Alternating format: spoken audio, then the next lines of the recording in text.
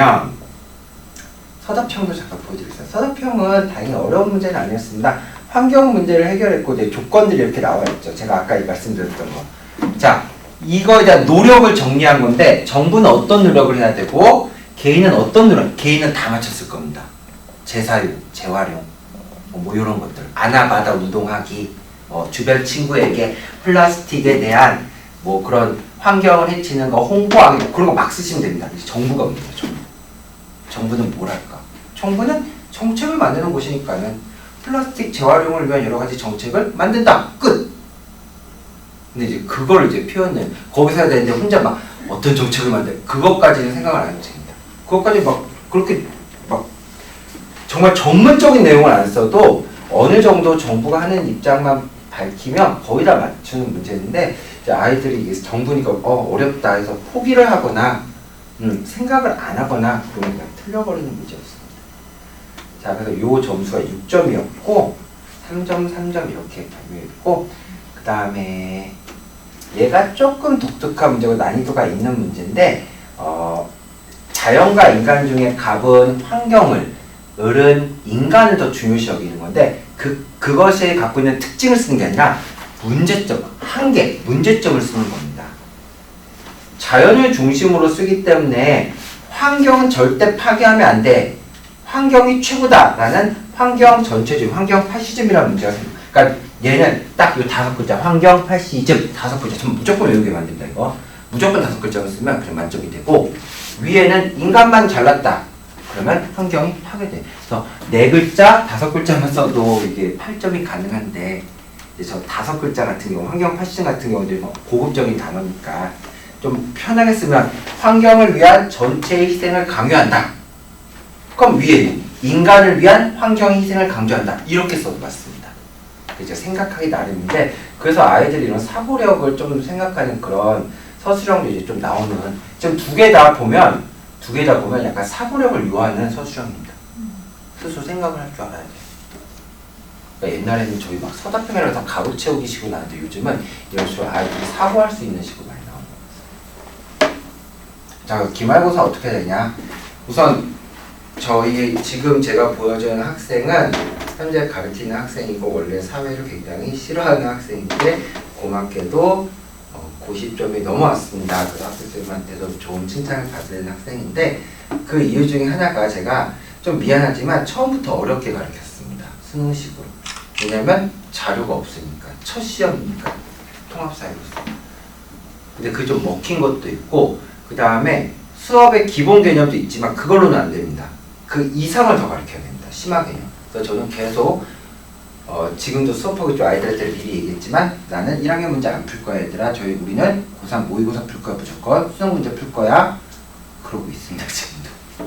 그 다음에 시험 기간 내 학교 특이 진도가 반드시 필요한데 제가 지금 이게 그 학교에 그 부록 같은 그런 페이지인데 여기 아까 그 서술형, 환경 문제, 정부, 개인 여기서 나왔죠. 그쵸? 그 다음에 아까 지도 여기서 나왔죠. 아까 고시동물 여기서 나왔죠. 그렇죠. 진짜 나오지 말아야 될 때서 계속 나옵니다 지금. 그리고 아까 제가 그 싱어 한 줄 나왔다는 게 이겁니다. 그 싱어라는 학자 한 줄 나온 게 여기입니다. 싱어는 이겁니다. 이거. 자 여기 보면 자 싱어는 공리주의에 기초하여 도덕적으로 고려해야 되는 기준을 쾌락과 고통의 쾌고 감소 능력으로 보았다. 동물도 쾌락과 고통을 느낌으로 도덕적으로 고려해야 된다. 자, 동물도 쾌락과 고통, 감정을 느낌으로 우리가 도덕적으로 고려해야 된다. 이게 싱어입니다. 어머니들. 싱어는 모든 동물을 도덕적으로 고려해야 하고 한다. 이 말 맞을까요? 틀릴까요? 왜 틀리죠? 쾌락하고 고통 못 느끼는 동물도 있죠. 정답이요. 모든이 틀려요. 잘했어요. 이겁니다. 이게 수능에 나옵니다. 모든이라는 단어 때문에 안 됩니다.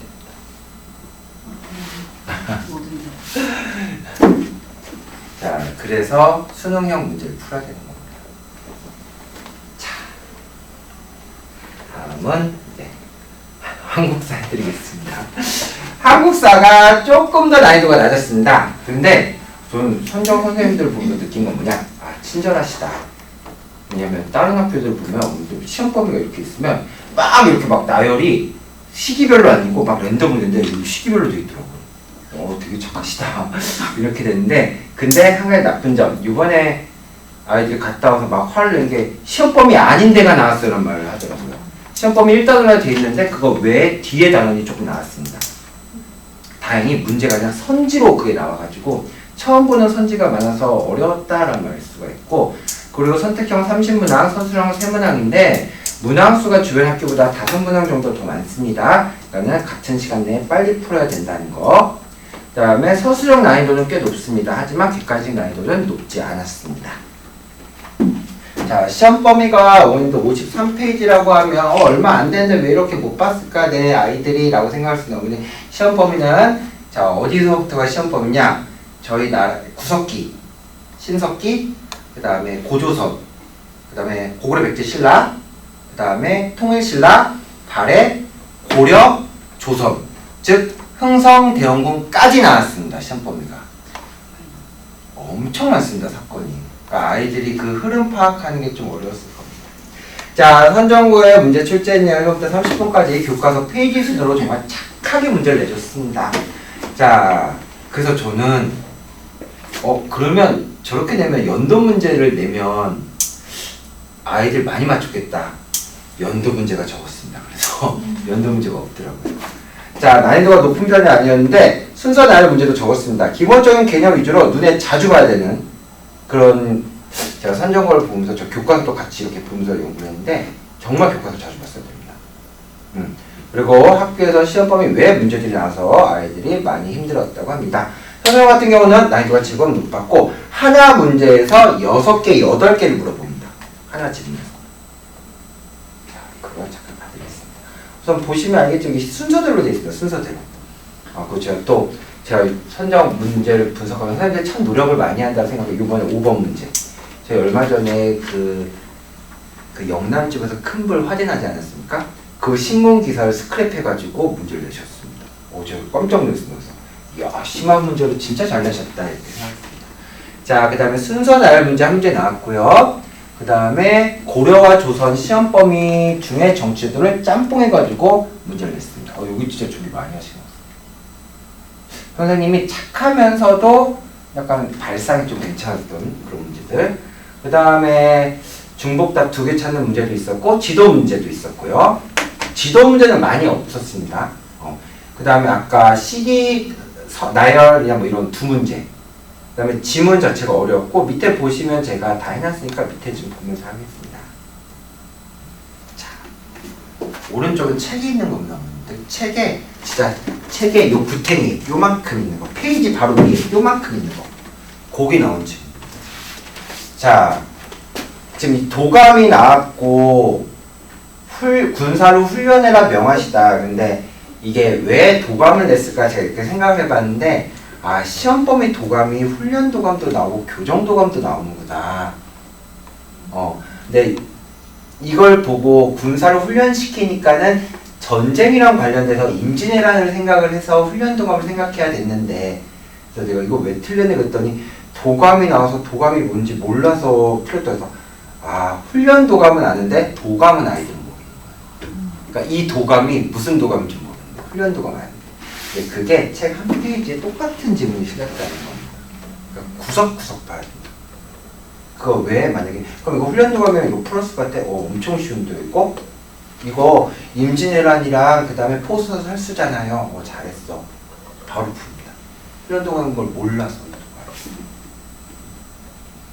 자, 그 다음에 여기 또 교과서 32페이지 구석에 있는 건데 자, 이 조선에 관련된 건데 조선에 관련된 숙정문 경복궁 이거 인이 예지 유교랑 관련된 거기 때문에 이거는 조선이고 유교란 단어가 들어간 것만 찾으면 되는 겁니다.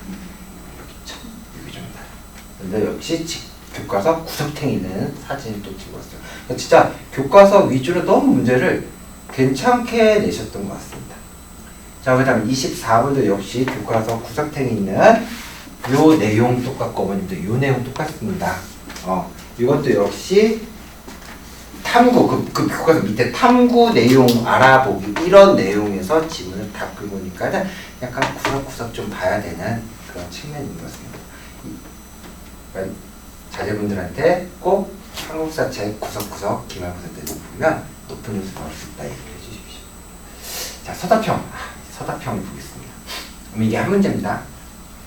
한 문제인데 이렇게 자, 한 문제인데 10점인데 자, 힌트를 보고 그 왕의 개혁 내용을 대라. 제가 저희 학생 이거 당연히 다 맞췄는데 제가 무조건 공민왕, 고려의 공민왕, 고려에 알아둬야 될 왕이 태조, 광종, 성종, 공민왕 이 네 명만 꼭 알아가라. 근데 공민왕이 나왔습니다. 공민왕. 이 네 명 왕 빼고 나머지 몰라야 됩니다. 왕 이름조차 몰라야 됩니다.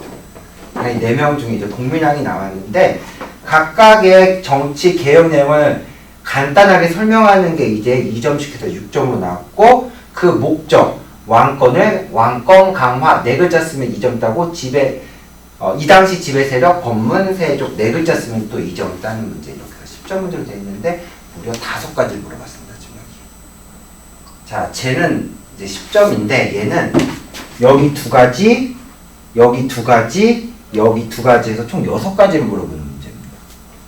자, 이거 사림 문제로서 이건 이제 조선시대 문제인데 사림이 이 조광조의 개혁 정치에 대해 2가지를 쓰고 그걸 너무 이제 채점하지 않고 딱 2가지만 알면 됩니다. 저는 딱 저 현량과랑 위윤삭제 딱 2가지만 외우게 시켰습니다. 그 다음에 2가지 서원 향약 그 2가지 쓰고 하지만 서원과 향약을 바탕으로 권력을 차지했다고 이거 쓰면 되고 지향점 2가지 이게 아마 제일 어려웠을 겁니다. 사림이라는 세력이 가장 추구한 정치가 뭐냐 그것은 향촌자치와 왕도정치다라는 거. 이 2가지가 아마 제일 어려웠을 겁니다. 이거 쓰는 게. 내가 혼자 공부하는 학생들. 이것까지 신경을 못 썼는데 이거 신경을 써줘야 됩니다. 자, 그래서 기말고사 같은 경우는 방금 보셔도 알겠지만 교과서 기본 개념이 제일 중요합니다. 그래서 저희 아이들한테 얘기를 한 게 우리 자기 전에 이제 한국사 책 2권을 읽자. 하루에 4페이지 정도 2권을 읽자. 그 다음에 기말고사 범위에 나와 있는 지금 모든 자료에 책에 있는 사료들을 다 분석을 해줘야 됩니다. 그리고 보시면 알겠죠. 서술형 난이도가 높다 보니까는 서술형을 따로 만들어서 계속적으로 마지막에 집중 대비를 해줘야지만 기말고사에 고득점이 가능할 것 같습니다. 더 이상 사회랑 한국사에 대한 중간고사